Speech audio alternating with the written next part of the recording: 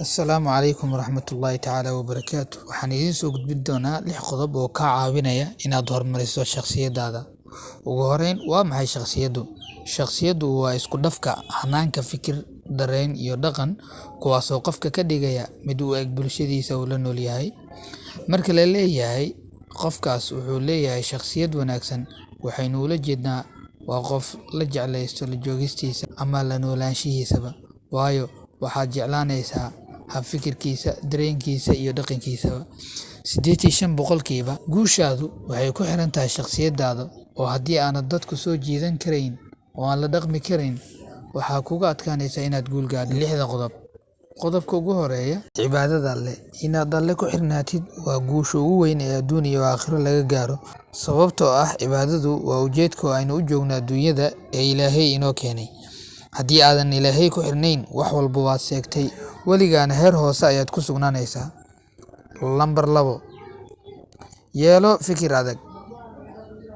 Inaad yeelatid fikir taagan oo positive ah waa wax aad u wanaagsan, kaasoo kaa caawinaya inaad yeelato hab fikir ku gaar ah oo aad ku cabiri kartid waxyaabo badan, taas oo dad badan ku soo jiidan kartid, kulana saaxiibi kartid. Lambar 3, noqo qof dhegeysta fiican ah. Dhegeysiga dadka amase waxyaalaha faa'iidada leh wuxuu kaa caawinayaa inaad duuxdo oo aad fahanto dulucda iyo macnaha ku jira wax laga hadlayo, waxaana kaaga kordhaya aqoon dheeraad ah, waxayna kalsooni siinaysaa qofka kula hadlaya iyo tixgelin aad u muujisid, taasoo sababaysa inaad noqoto qof la jecel yahay oo shakhsiyad wanaagsan leh. Lambar 4, wax badan akhri. Inaad wax akhrido ayay la eg tahay aqoonta aad leedahay iyo xogta aad haysato. Dadku waxay jecel yihiin dadka xogta badan haya inay la sheekaystaan oo ay waqti la qaataan. Tani waxay sababtaa in qof walba xiiseeyo sheekadaada iyo agjoogaaga. Lambar 5, la kulan dad cusub.